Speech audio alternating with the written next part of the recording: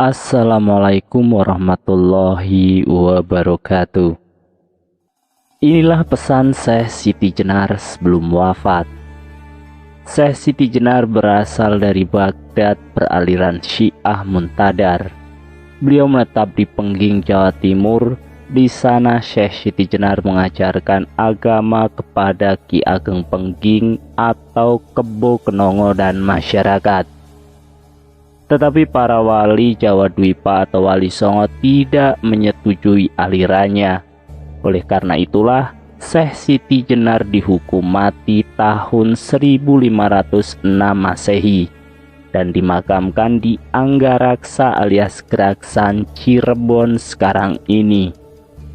Sebelum wafat, Syekh Siti Jenar sempat berpesan kepada para dewan wali atau Wali Songo bahwa kelak pada suatu zaman akhir, kalau ada kebo bule mata kucing atau orang Belanda naik dari laut, itulah tandanya musibah kepada anak cucu Anda, katanya.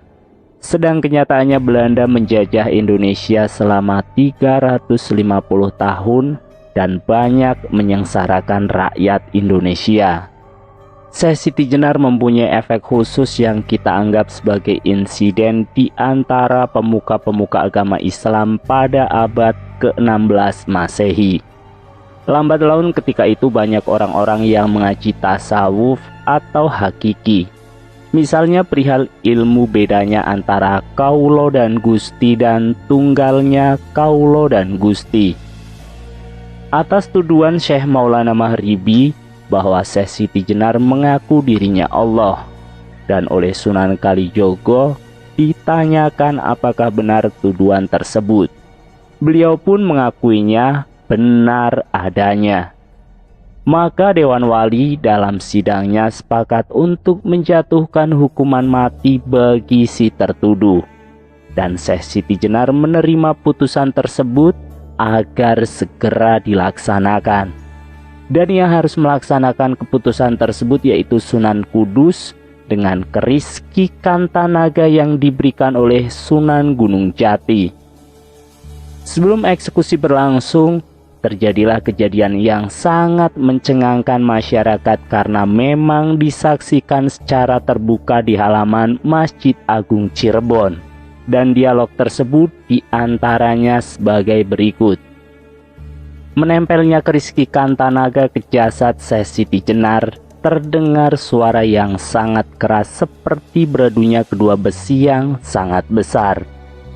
Lalu para wali saling tersenyum sambil berkata, "Masa ada Allah seperti besi?"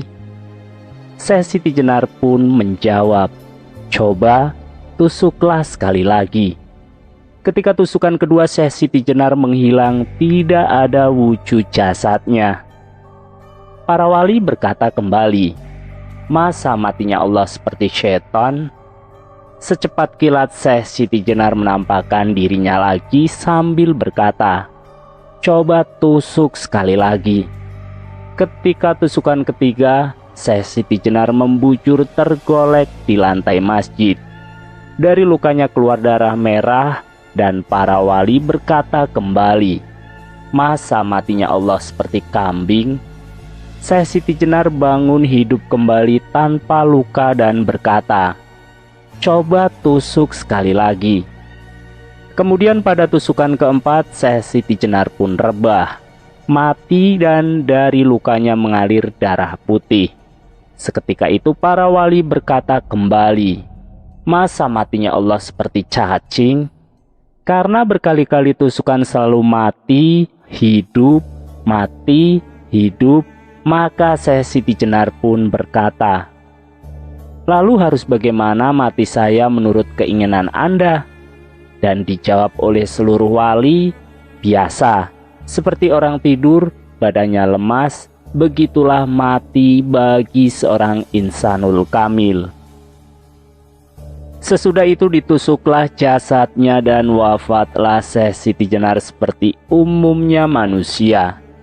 Jasadnya mengecil sebesar kuncup bunga melati dan baunya semerbak mewangi bau harumnya melati. Syekh Siti Jenar wafat wajar dan tidak bunuh diri. Syekh Siti Jenar adalah salah satu wali Allah yang hebat ilmu kebatinannya di antara wali songo lain. Wafatnya karena perbedaan paham dengan para Islam Sunni para wali songo. Tetapi dia bukan beraliran Syiah. Karena aliran Syiah tetap ada sholat 5 waktu, tetapi berbeda hukum hadis saja dengan aliran Sunni. Dia diburu oleh wali songo karena tidak mau sholat 5 waktu, melainkan dia hanya mau beribadah dengan berzikir saja. Ini terjadi karena sewaktu ke Arab dengan Sunan Bonang, beliau telah diperingati jangan belajar ilmu yang dimiliki oleh seorang kakek yang berada di pojok Masjidil Haram yang sedang berzikir. Dan Syekh Siti Jenar secara diam-diam selama di Arab selalu kontak dengan kakek-kakek itu sampai mempunyai ilmunya kakek tersebut, sehingga membuat keputusan para wali songo menegurnya. Tetapi dia tidak mengindahkan bahkan menantang tarung ilmu. Setelah dimusyawarahkan, Syekh Siti Jenar harus ditindak dengan diburu sampai insaf atau mati oleh Sunan Kalijogo yang ditunjuk sebagai eksekutor. Sedikit info, Sunan Kalijogo adalah sunan yang mempunyai ilmu kebatinan paling tinggi dibanding Syekh Siti Jenar. Dalam perburuannya, Sunan Kalijogo diberi pedang yang disebut pedang Allah oleh salah satu wali songo yang konon pedang ini masih misterius keberadaannya sampai sekarang. Lalu matilah Syekh Siti Jenar dengan pedang tersebut. Setelah berhasil ditemukan bersembunyi di dalam suatu gunung di daerah Jawa.